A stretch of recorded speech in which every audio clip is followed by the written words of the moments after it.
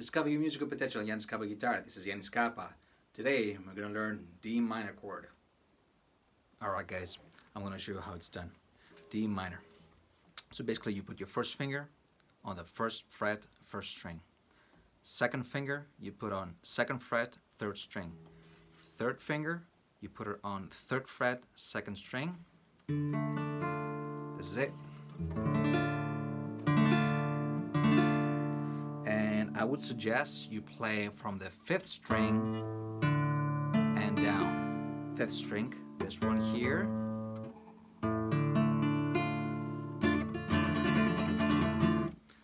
And this is it. That's your D minor chord. Don't forget to subscribe to my channel, click the bell icon, leave a comment, click view, so you will get every week a video about guitar lessons, anything related to guitars, and how to learn how to play. And that's for this week's video. Thank you so much for watching, and I'll see you guys next time. Take care.